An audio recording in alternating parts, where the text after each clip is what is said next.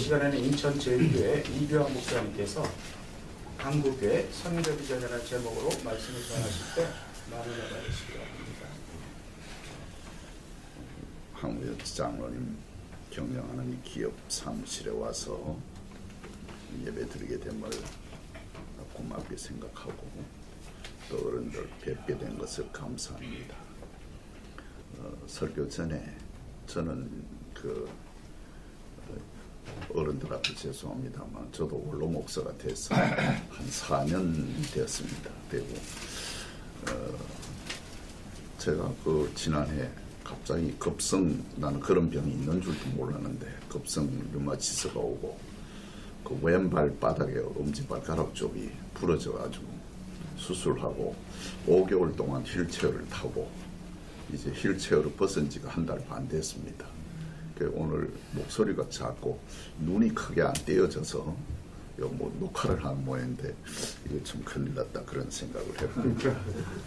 먼저 이해를 구하고 오늘 이 말씀의 제목은 너무 큰 제목입니다. 이걸 20분 안에 정리를 한번 해보도록 하겠습니다. 한국 교회 선교 비전 하게 되면 과거, 현재, 미래 세 단계를 우리가 생각해 볼 수가 있는데 한국 선교 한 140년 정도 역사를 가지고 있습니다. 역사를 하게 되면 영어로는 히스토리라고 하는 단어가 하나 있습니다만 독일 말은 좀 깊은 뜻을 더 가지고 있죠. 히스토리라고 하는 역사의 얘기가 있고 그 다음에 하일스키슈시테라고 하는 교회 역사, 하나님의 역사 이걸 얘기를 하고 있습니다. 제가 오늘 말씀 간단하게 전하지만은 이 말씀을 전하기 전에 기본 과제 3가지를 먼저 말씀을 드리면은 하나님은 역사 속에서 하나님의 구속을 이루어가기 위해서 행동하신다고 하는 것 그걸 먼저 전제해야 되고요. 그 다음에 2번째 내가 거듭나서 하나님의 자녀가 되고 자녀가 되는 권세를 받고 이 땅에 살아가는 것은 그분의 성령의 도움과 인도함이라고 하는 것이 전제가 되어야 되고요. 그래서 이 성령의 역사는 그 시대의 개인과 사회적으로 가장 우선적인 것을 통해서 역사하신다, 드러내신다고 하는 것을 볼 수가 있고요. 3번째는 신앙은 구체적인 역사에 따라 역사하는데 구름 잡는 것이 아니고 삶의 현장에서 구체적으로 살아가는 것이 우리의 신앙이다. 이런 것을 한번 미리 전제를 하고 오늘 말씀을 간단하게 증거하겠습니다. 한국이라고 하는 나라 5,000년 역사를 가지고 있지만은 이 2조 500년 역사는 한국 이 나라를 이 역사를 망친 나라고 아주 나쁜 나라였습니다. 그렇기 때문에 백성들이 얼마나 삶의 질곡에 빠져서 살았고 한국 역사를 조금 깊이 들어가 보면은 정말 2조 500년 역사 지금부터 140년 전 기독교가 돌아오기 전 그 당시의 상황은 사람이 사람의 값을 하고 살 수가 없었던 그런 시대였습니다. 1870년, 80년, 90년 가장 우리나라가 일제압제 속에서 가장 격동기, 혼란기, 임진왜란, 병자호란, 이모군난, 한미수교, 동학난, 민비시의 사건 계속해서 국난이 끊이지 않는 그런 세상 속에서 우리가 살아왔습니다. 이렇게 한국 역사는 혼돈하고 비극적일 때에 하나님은 당신의 역사를 이루어 가시는 것을 볼 수가 있습니다. 그래서 성경에 우리가 흔히 말하기를 코이노니아라고 하는 카이로스라고 하는 말은 하나님의 때에 in the fullness of time 하나님의 때에 때가 가득 찬 때에 한국에 선교사를 보냈습니다. 로마 제국의 압제 속에서 예수가 오신 것처럼 이집트의 제국 압제 속에서 모세를 통해서 이스라엘을 해방시킨 것처럼 이 백성들이 가장 어려울 때에 140년 전에 기독교가 들어왔는데 한국 사람이 기독교를 받아들일 때에 이런 경우가 있었습니다. 신문화를 받아들이기 위해서 교회 온 사람도 있고, 얼마나 못났으면 오랑캐에게 나라 짓밟히고 또 외놈에게 나라 빼앗겼는가. 그렇게 그 압박, 그걸 한을 품고 교회로 옵니다. 그래서 기독교를 문화적 차원으로 받아들이는 것이 아니라 내 생명의 종교로 받아들이겠다. 삶의 희망의 근거로 사는 사람만이 기독교를 전적으로 수용합니다. 그런 사람들이 굉장히 많았어요. 자, 거두절미하고요. 기독교 140 역사 속에서 우리 한국교회가 5번의 큰 부흥의 역사가 일어났습니다. 하나님의 역사인데요. 첫째는 1895년 전란의 계기로, 그때 교회가 세워지고 이제 부흥이 시작되는데, 그때 94년 동학농민운동이 일어났죠. 95년 민비시의 청일전쟁이 일어났죠. 그러니까 가장 캄캄하고 어려울 때에 이제 교회가 세워지기 시작했고요. 그 다음에 1907년 대부흥운동, 1903년 그 원산에서 하디에 의해서 시작된 북대부흥운동이 평양으로 들어가서 폭발을 하죠. 그때에 교인이 200% 정도 성장을 합니다. 1905년 을사보호조약이 있고요. 1904년 노일전쟁이 있었고요. 그때의 백성들이 개화 의지를 가지고 일제압제를 피하기 위해서 교회로 오기 시작했다. 이때가 한국이 최고로 부흥된 평양 부흥운동이라 그렇게 말할 수가 있습니다. 세 번째는 3.1운동 여파로 한국교회가 부흥됩니다. 1925년까지. 전후 5년간 가장 암울할 때에 교인 수가 증가합니다. 그런데 세례 교인이 얼마나 증가했냐면 9만 명이 증가를 하게 됩니다. 그리고 그때 그 다음에 네 번째는 1953년 휴전과 더불어 55년까지인데 1925년 20년 동안 교인 증가 수가 기록이 없습니다. 6.25 전쟁 후 휴전 때부터 5년 동안 교인 증가의 정확한 숫자는 없지만은 이때부터 교회가 분리되고 나눠지기 시작합니다. 신사참배 시비가 일어나고 에큐메니컬 보수와 개혁의 시비가 일어나고, 그러나 6.25의 상처를 달래기 위해서 교회가 세워지고 그 피난민 교회라고 이름할 수 있는 교회가 전국으로 세워집니다. 인천만 해도 제1장로교회를 비롯해서 전부 다 피난한 교회라 그렇게 말할 수가 있습니다. 그 다음에 5번째로는 1970년대의 정치 현실과 경제 성장의 와중에서 1978년까지 부흥이 시작이 되죠. 4.19, 5.16 이후에 제2차 경제개발 5개년 계획이 실천되고요. 이때 최고의 급성장을 하게 됩니다. 그리고 1960년 공업화와 경제 이제 급성장이 이루어지죠. 그러나 이때가 1972년 비상계엄이 있고 또 12월에 유신헌법이 발표되고 74년 긴급조치가 있고요.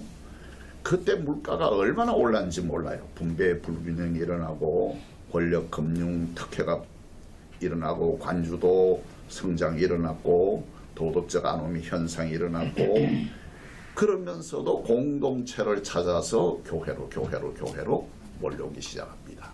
그때 제일 많이 부흥된 교회가 순복음교회라 그렇게 말할 수가 있습니다.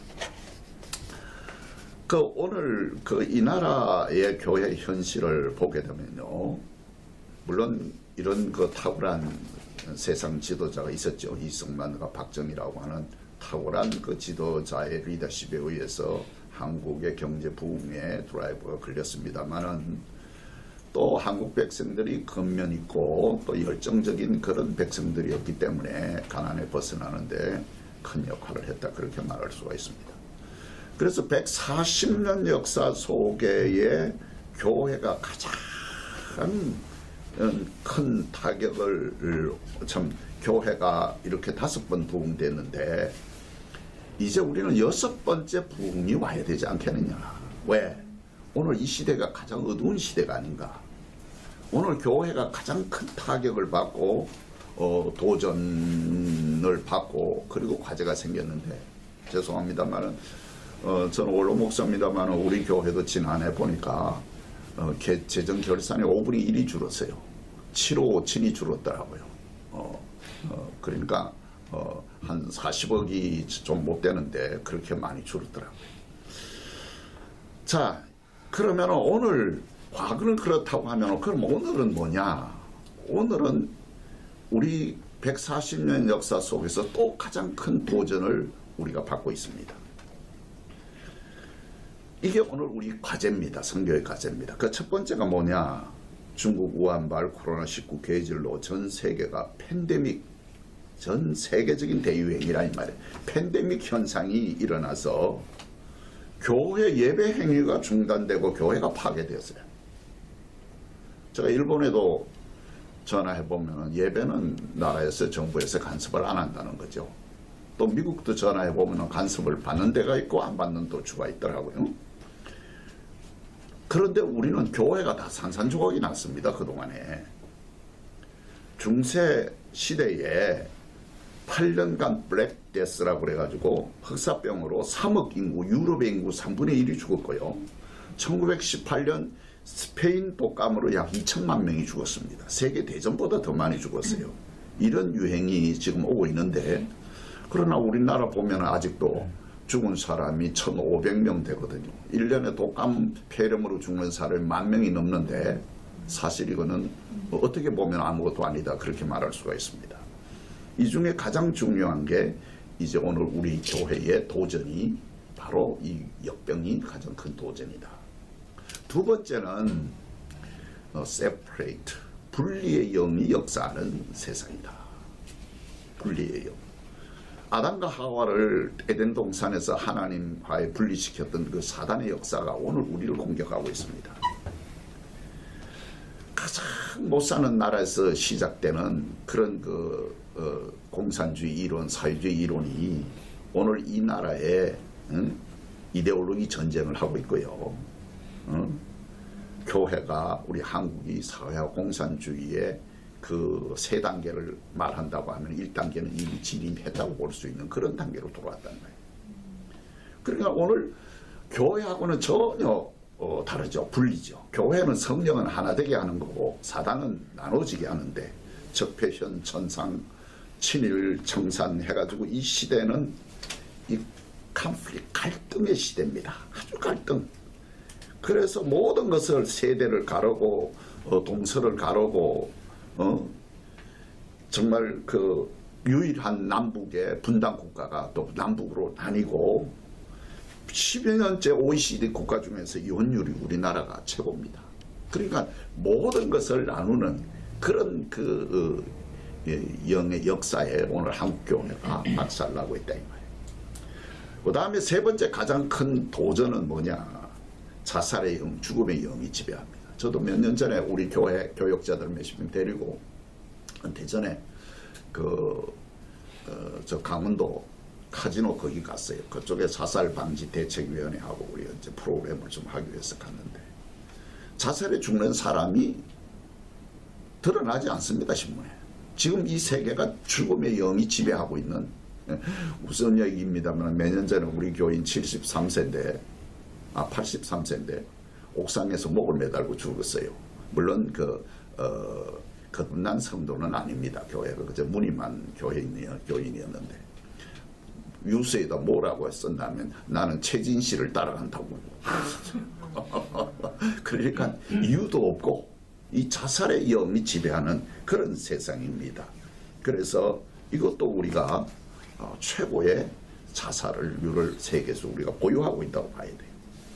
그 다음에 네 번째는 윤리적인 아노미 현상이 일어납니다. 성도덕의 문란, 소돔과 고모라와 같은 것이 우리 한국 세상입니다.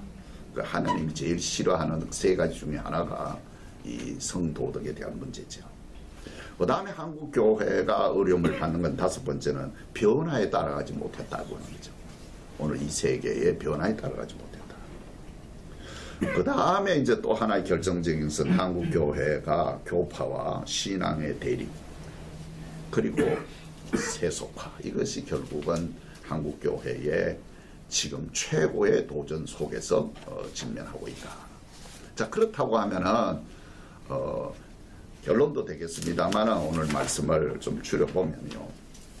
기독교 140년 역사를 보게 되면은 5번 부흥의 역사가 과거에 일어났고, 오늘 현재는 한국교회가 최고의 위기 속에서 오늘 우리가 살아가고 있는데, 한국교회는 고난의 삶의 현장 속에서 5번 부흥을 왔다는 거죠. 잘 될 때 부흥된 게 아니라는 거죠. 그러니까 우리의 과거에 우리 한국교회는 고난의 현장이었다, 이 나라가. 사실 사람이라고 하는 것은 자기 고난을 통해서만 자기를 볼 수가 있거든요. 이승만 대통령도 한성 감옥에서 사형 선고받고 거기서 기도하다가 결국은 하나님 나도 구원해 주시고 이 나라도 구원해 달라고 하는 그 제3과 구원의 확신을 가지게 됩니다. 그래서 개인 구원과 사회 구원을 동시에 외치죠. 여러분 알다시피 이상재 선생도 감옥 속에서 이렇게 구석에 뭐가 종이가 말린 그 고피에서 손톱으로 이렇게 해가지고 이렇게 보고, 오른밤을 달라고 하면 왼밤을 주라고 하니까 기독교인들이 미친놈이라고 갖다 집어 꼽아놓고, 또 할 일 없으니까 그걸 또 보고, 거기서 깨어지지 않습니까? 이상재 장로. 이제 사람은 비극적인 것을 통해서만 자기를 보는데, 초대교인들의 기도, 로마 제국의 핍박 속에서 크리스찬들이 그런 기도를 했어요. 그리스도의 고난이여 우리를 강하게 하옵소서. 그 사람들의 그 기도였어요. 교인들의 삶의 목적과 교회의 선교 과제와 넌 크리스찬의 삶의 목적이 하나가 될 때에 교회는 고난 속에서도 성장할 수 있었다, 이 말이에요. 그걸 우리가 생각할 수 있습니다.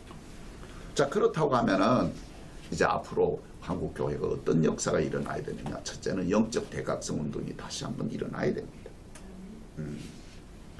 영적 각성 운동은 두 가지죠. 회개운동과 성령운동입니다.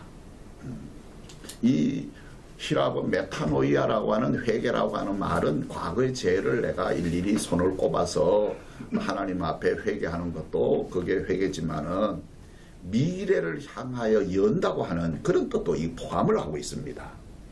그 영적 각성운동이 일어나야 됩니다.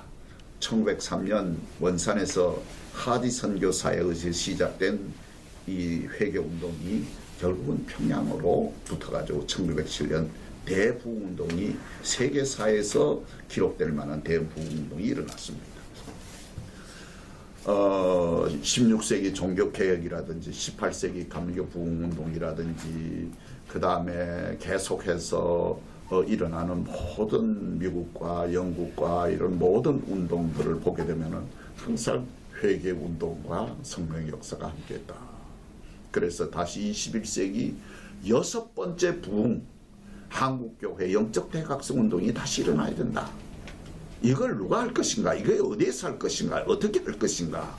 이것이 제일 큰 과제다. 두 번째는 우리 한국교회가 윤리적인 성숙이 이루어져야 됩니다. 윤리적인 성숙. 고려사에 보게 되면은 그 고려의 국시가 불교 아니었습니까?